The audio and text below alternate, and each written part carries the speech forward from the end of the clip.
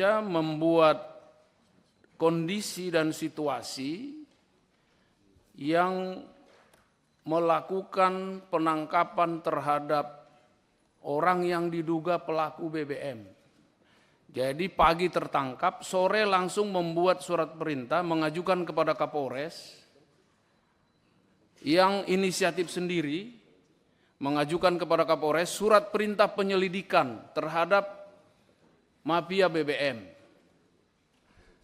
Nah, menjadi lucu dalam penelitian para hakim dan pemeriksa bahwa tindakan yang dilakukan oleh Ibda Rudy Soek ini hanya untuk memframing bahwa dia tidak bersalah dan selalu mengakui bahwa tindakan yang di karaoke ini adalah dalam rangka anef kasus BBM. Kemudian selalu mengatakan bahwa karaoke ini adalah tempat safe house mereka gitu, untuk rapat. Tetapi pemeriksa dan hakim disiplin tidak bisa membuktikan itu, dan justru sebaliknya informasi berdasarkan pemeriksaan semua saksi-saksi termasuk pegawai karaoke, manajer karaoke, dan Kasat Reskrim yang hadir, yang pada saat itu hadir, dan 3 polwan ini. Dan mereka disidangkan secara terpisah, secara split, perkaranya di split. Selama berlangsungnya pemeriksaan ini terus, terduga pelanggar Rudy Soek ada dalam pengawasan.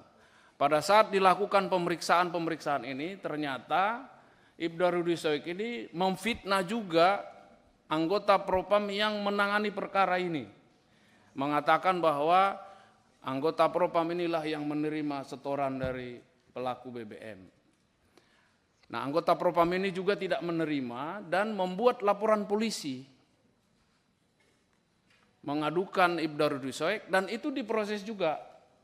Setelah diproses, disidangkan bahwa Ibda Rudy Soek juga tidak mengakui menyebutkan itu, tapi itu ada rekamannya.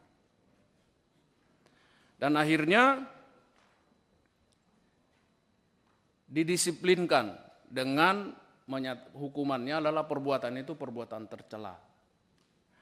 Kemudian selanjutnya pada tahap pemeriksaan selanjutnya ditemukan, karena Propam waktu itu akan melanjutkan pemeriksaan perkara ini, ditemukan bahwa Ibda Rudy Soek meninggalkan tugas, tidak berada di Kupang. Ternyata setelah dicek, Ibda Rudy Soek ada di Jakarta, dan itu bisa dibuktikan oleh pemeriksa dengan mengambil manifest pesawat Citylink yang terbang ke Jakarta pada tanggal itu, dan potongan tiket bisa didapatkan.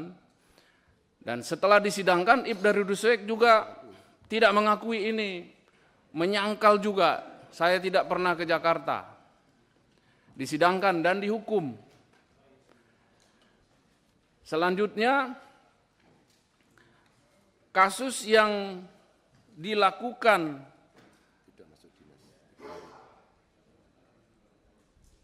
berangkat ke Jakarta itu setelah diputus, selanjutnya akan diperiksa.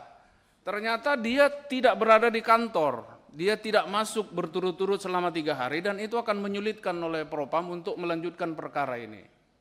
Dan diperiksa lagi, dibuat laporan lagi pelanggaran disiplin karena tidak masuk dinas selama 3 hari berturut-turut, dan diputuskan itu merupakan pelanggaran hukum disiplin, merupakan perbuatan tercela.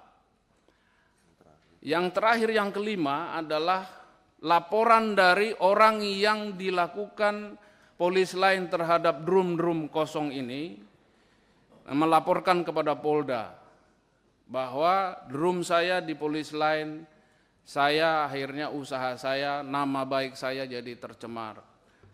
Itu juga diproses oleh Propam, dan itulah kasus yang kelima, pelanggaran SOP yang melakukan tindakan penyidikan tanpa administrasi penyidikan dan tanpa prosedur yang dikenakan tindakan KKEP. Dan itulah yang disidangkan dan diputuskan untuk Ibda Rudi Soek tidak layak dipertahankan menjadi anggota Polri.